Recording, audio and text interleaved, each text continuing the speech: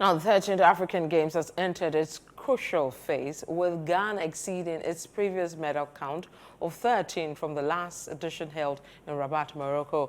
However, this year's event has been marred by low attendance across various venues, with only certain sports like swimming, athletics, and football drawing significant spectators. Gabby Ofer from Citi News visited the Boteman Sports Complex, a venue for tennis and handball events, and filed this report. So currently at the Boteman Sports Complex, and this facility is hosting three different sporting disciplines.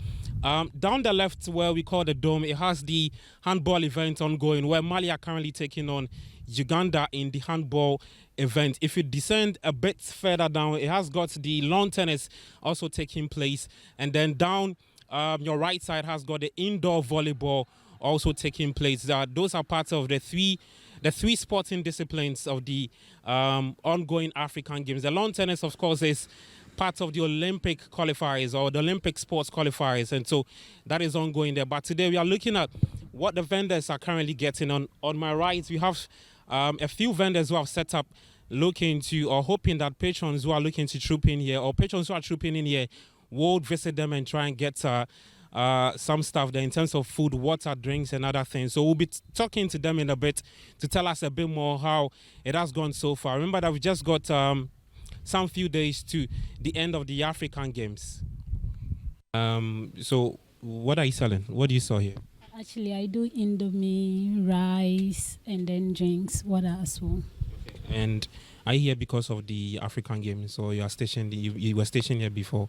No, I wasn't stationed here. Actually, it was because of the African Games that I came to make a setup here. Okay. And how is business so far? People trooping in, athletes, officials, people who stay around? I'll say for the past few days that we started, actually, I came here on I think last week Saturday, and business hasn't been so good. I visited the University of Ghana Stadium, a venue for the African Games. Nearby vendors mentioned that business has been slow, but they remain hopeful that the situation will improve before the competition says its conclusion on Saturday, March 23. We work at our center, but we just bring our staff here and see how the people see our stuff that we have in Ghana, so that people are learning some of our culture, because we use our traditional cloth like kente, bead, and African wear. So people are patronized small. Our expectation was that most of the matches were going to be played here, but so far it didn't happen that way. But we were told that this very week they will be doing athletics here throughout, so we are expecting that things might get better. Some sports enthusiasts who spoke to Citi News expressed frustration over the limited publicity of the African Games by the local organizing committee, which they believe has played a vital role in the low turnout of spectators. They were putting some measures in place to make it the publicity come up a bit. So I believe this week, which is the Olympics, which most people like, should draw a lot of the athletics. Sorry, most people should be patronized. I plan myself to pass through this week and then observe what will be going on for the athletics. As I said, the initial publication was a problem. We realized that people did not know much about it. Myself, I had to, because of the work I do, that is how I got to know much about it. So that was why yesterday I went to Baltimore. But I'm believing that at least when we do more publicity on it, it will help. Because sometimes the way we do publications in this country is not helping our sports. And I think when we do much, it will help. Dan Kwekuyeboa, the communications director for the local organizing committee for the African Games, believes that implementing the free entry at various venues has been beneficial.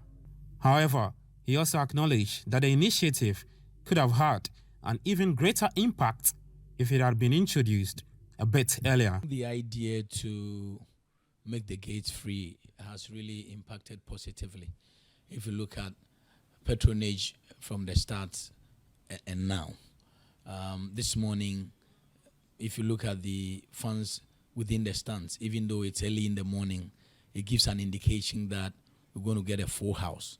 If you watch the Black Satellite game, the stadium was filled to capacity. If you watch the swimming competition, the finals, the auditorium was filled to capacity. So it tells you that the idea to open up the gate for free is yielding results. As part of effort to generate enthusiasm and awareness for the African Games, Dan Kweku disclosed that they have initiated daily briefings with the media to help promote the games further. We will have to continue engaging the media. Now we've instituted a daily briefing session with the media, and the response has been good. It's a way of popularizing the game and telling the ordinary Ghanaian that be a part of the games. Quite apart from that, we are liaising with some institutions, the Supporters Union, GES, and other institutions who can give us support. On the sporting side of event, Team Ghana's performance in the tennis event at the African Games fell short of expectations at the Botiman Sports Complex. Despite fielding 10 athletes in both singles and doubles competitions, Ghana's singles players failed to advance to the quarterfinals. However, there's still hope for Ghana in the doubles event, with the team having another opportunity to excel. Head coach Frederick Ejiri remains optimistic about Ghana's chances of securing a medal in the tennis event. I'm wishing that we get a medal because, with doubles, we have a very good doubles team. Yeah, so God willing, I think we'll just make it in the doubles, yeah. Despite the setbacks, team captains Elizabeth Bangabesh and Herman Aban says it is a learning curve for them ahead of the subsequent Olympic qualifiers. I think people need to understand that winning is not just only the guy that won on the court. There's been some ups and downs, but we've been able to make lemonade out of the lemons we've been given. So I think it's to say a lot about how resilient we are as athletes. Onto the hockey pitch, and the playing surface at the Theodosia Oko Hockey Stadium was at the center of the latest controversy to rock the African Games. Citi Sports learned that South Africa decided to withdraw from participating in the hockey competition of the 13th African Games. The decision stemmed from concerns voiced by the South African contingent regarding the substandard condition of the pitch at the Theodosia Oko Hockey Stadium. The pitch was laid only a few days before the start of the competition. Reportedly, Team South Africa is uncomfortable with the quality of the pitch, particularly in consideration of its athletes' preparation for the 2024 Olympics. Additionally, there have been complaints about the overall organization of the hockey competition. Despite attempts to reach out to the Hockey Federation for clarification, they have declined to comment, suggesting that enquiries should be directed to the local organizing committee for an official statement regarding South Africa's withdrawal. In athletics, my colleague Bernard Eboase monitored what transpired at the University of Ghana Stadium. Day 1 of the athletics competition delivered as expected, with Ghanaian athletes giving the supporters a treat in the track event. At the end of the day's event, Benjamin Azamati, Barnabas Aguer, and Mary Boache progressed to the finals of the 100-meter event. While Benjamin Azamati advanced to the finals with a time of 10.41 seconds, Barnabas Aguer clocked a time of 10.42 seconds, and Mary Boache did 11.64 seconds to book her place. In the 400-meter event, Bridget Annan pulled off an extraordinary performance to qualify for the semi-finals, finishing with a time of 54.94 seconds. Grace Aduntira also managed to qualify as one of the fastest losers in her heat, but Sandra Pia could not progress.